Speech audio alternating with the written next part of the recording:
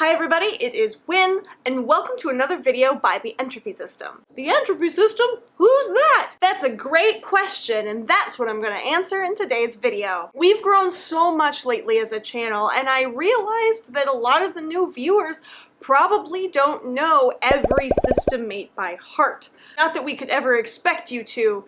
That's 12 different people for you to know just from watching YouTube videos. But in case you're ever curious about who we all are, what we all look like, and why we have the system name that we do, this video is a reference for you guys. Let's start off with the name, the Entropy System. I get questions all the time about what it means and why we chose it as our system name. Entropy, in very basic terms, is the tendency for things to lean toward chaos. That's why it's a lot easier to mix a drop of food coloring in water than it is to take that concentrated food coloring back out of the water it's mixed in. If you disturb something, it will separate and randomize. When I was learning this in my Chem 2 class in college, I thought, hey, that's kind of like what happened to me as a kid. I thought it was really clever to name ourselves the Entropy System, and nobody else in the system really seemed to care one way or the other. So the Entropy System is what we stuck with. Now let's go through the system mates. So first off, we have Jonathan.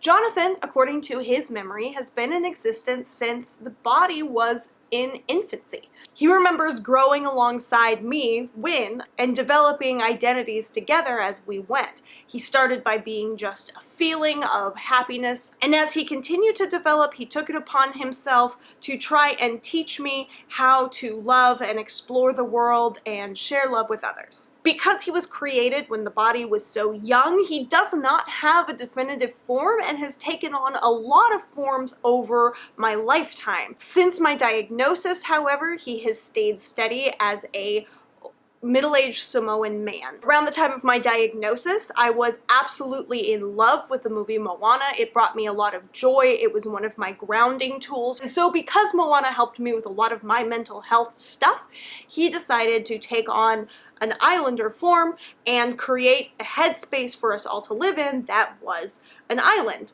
Now we live in a city, but because I've actively recognized Jonathan so long in this Samoan form, he decided to keep it, even though it doesn't fit the theme of the inner world anymore. Formerly, he was the one who guarded trauma memories and made sure that we didn't accidentally experience anything we weren't ready to experience. But now that we're done processing all those trauma memories, he just kind of hangs out and makes sure that we're all kind of emotionally okay and keeps track of us as if he were a dad. Next is his husband, Jacob. Jacob came to be when the body was 5. While Jonathan is almost purely emotional, Jacob is almost purely logical and was created specifically to be a foil to Jonathan. He also didn't take a form for a very long time and instead existed as this sort of wispy, shadowy, featureless being. This wasn't because he couldn't conceive himself with his own image, it's just that he didn't see the logical point in having some sort of imaginary version of himself, as he would say. So he didn't take on a physical form. After the headspace switched to a city, he decided to settle on specific features. He's very tall and lean, his features are very angular, and he's always dressed to the nines. The only difference between this face claim picture and how he looks in the inner world is that he's still maintained the black skin. Not black like a black person, but black like shadowy black. He's still like shades of black and dark gray. It seems he didn't want to give up his biggest identifier, which was the Shadow Man. Next is myself, Win.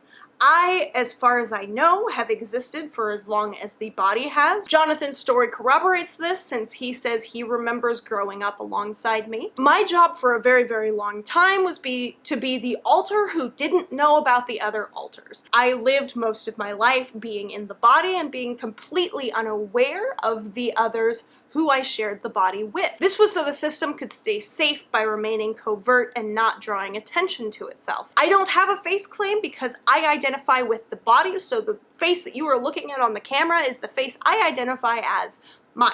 Next up is Kit. She is currently our only non-human alter. She is, in fact, a fairy in the headspace. She's human size, taller than me actually, but she has mint-colored wings and purple eyes. And pointy ears that droop at the tip. Other than that, she's about as human as they come. She came into being when the body was 4. She kind of peaked when the body was 16 in high school, where she started to live just to take risks and have fun.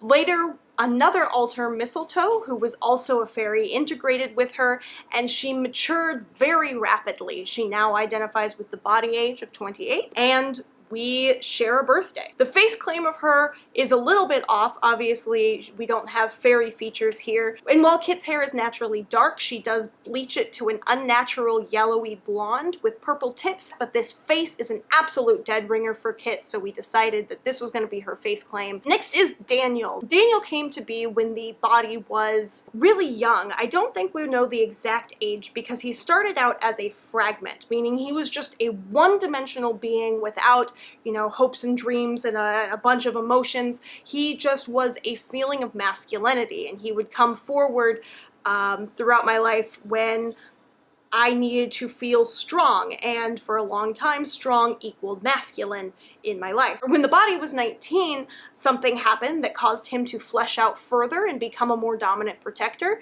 and so he identifies as being 19. He's also one of the only alters in the system who doesn't age. He is just 19 and has been 19 for as long as he's been a 3-dimensional person. Next is Kim Kim. Kim Kim came to be at some point in the body's childhood, and she, just like myself, was designed to be a part who didn't know about the rest of us. She was most dominant during our time in middle school, where she was out more than I was, and she thought that she was the only person and just had a really bad memory, and that's why there were gaps in her timeline. She went dormant for 16 years and then was quite shocked when she resurfaced, and we were all aware of each other and now aware of her, and so she's still been adjusting to life as a system, even for a shorter amount of time that I have. When she surfaced, she was 12, which is the age the body was when she went dormant, but now she identifies as 20 and will be aging linearly from now on. Even though we didn't have the means to dress up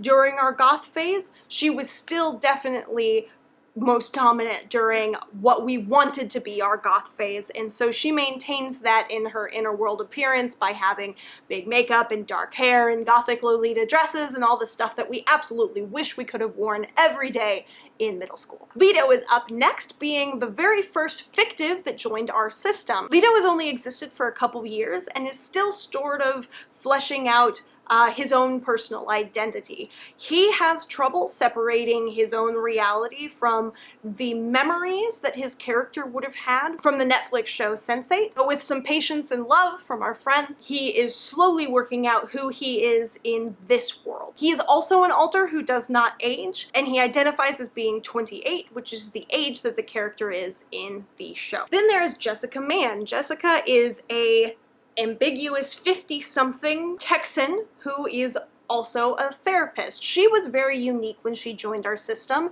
in that not only did she not realize she was part of our system, she thought she was our therapist. She came to be in the last year or so because we needed someone to have a very disconnected third-person opinion about a situation we were going through, and she provided just that. After that episode was done, we were able to reach out to her and help her realize she was a part of the system, and now she lives happily in the headspace, just sort of in her own existence, not really interacting much in the outside world unless she feels she's needed. Next we have Ed and Oz. I talk about them together because they are 1, married, and 2, came to existence within 5 minutes of one another. They sort of picked up on headspace control where Jonathan and Jacob left off, where Jonathan kind of had control over our memories and Jacob has control over who is allowed to front when, skills that we no longer need for safety as a system anymore. Ed and Oz took over the ability to control what the inner world looked like. They decided it was no longer beneficial for us to, in the headspace, be isolated and afraid of anyone finding us, so they changed our headspace from an island to a city filled with NPCs, which stands for non-playable character, just meaning people who exist in the headspace but aren't like fully fleshed beings and aren't alters, aren't connected to the system in any way. So we can get used to, even in our private downtime, being around other people and being open about who we are. Oz has not fronted more than a handful of times. Ed is much more of a showman and likes to come out if he feels that he has a purpose to fulfill, a puzzle to solve, or a person to impress. They are also ageless. They are just adult, and they're so new to the system that we don't know if they're going to age or not. Lastly, we have our littles. I don't have face claims for our littles. Michelle just looks like a young version of me, like when I was 7 years old, and Karen has black hair, brown eyes, and cute little puffy cheeks. Karen is age 9 and is stuck at age 9, so as far as we know.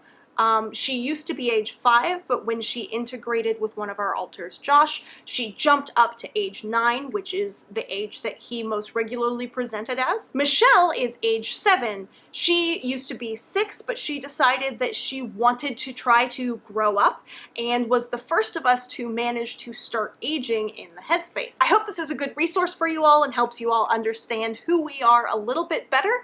If you have any more questions about the system or for anyone in the system, please leave them in the comments below. I'd like to give a big thank you shout out to Elizabeth and all of our patrons for supporting our channel and helping us do what we do every week.